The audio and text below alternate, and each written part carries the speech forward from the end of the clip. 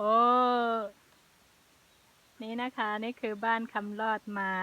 ตามคำสัญญานะคะ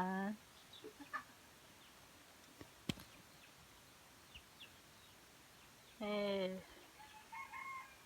มาถึงบ้านน้องแต่งงานเรียบร้อยแล้วค่ะ อันนี้น้องไปปลูกข้าวโพดมานะคะ จริงๆที่นี่น้องจะอยู่กัน3 คนจะมีน้องชาย แล้วก็คำรอดแล้วกับแฟนนะคะไปได้อยู่เรียวฮะน่ะกับผูกูวันน่ะโอ้ฮัลโหลอย่างแรกเขากำเหลียงๆเห็นเนาะ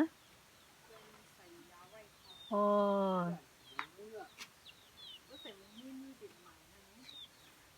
นึ่งลอกในใส่ลายลูก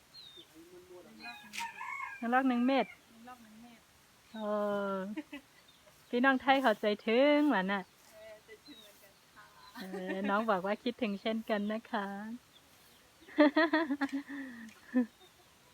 ดูแฟนก็ขยันเหลือเกินมาถึงก็กวาดบ้านเลยน่าจือหางานนั่นน่ะมอลาดจือก่อนมอลาดก่ะไส้อ้อมเหมือนน่ะ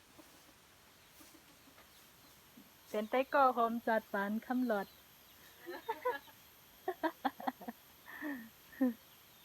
อาบน้ำให้ก็มาแหวกเลยนะก็ถามว่าเต็มหญ้านะเขากำเลียกะเขากะไว้นันฮะตานำดำมา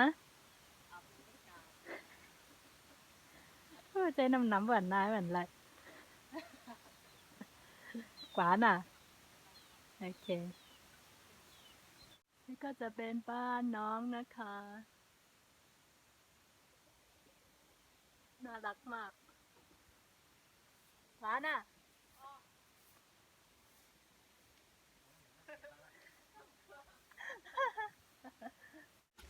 สวัสดีค่ะ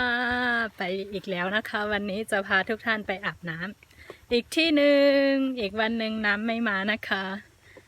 ค่ะเมื่อไหร่ก็ได้กว่าทางตี 1ยาก็เตียนตั้งลงจันเนี่ยค่ะเนาะตั้งในตั้งอันนนเมื่อขายามปอลงใน Facebook เนี่ยค่ะเนาะฮังลี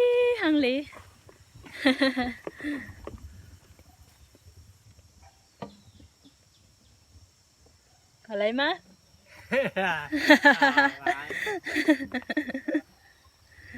จะพาทุกท่านไปอาบอีกวันหนึ่งนะคะ ไปกันเลย เราจะไปทางนี้นะคะ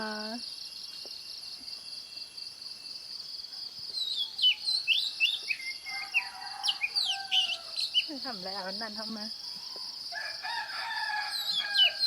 ทำหัวไว้ดีเลยกันนี่ทางลงก็จะชันนิดนึงค่ะ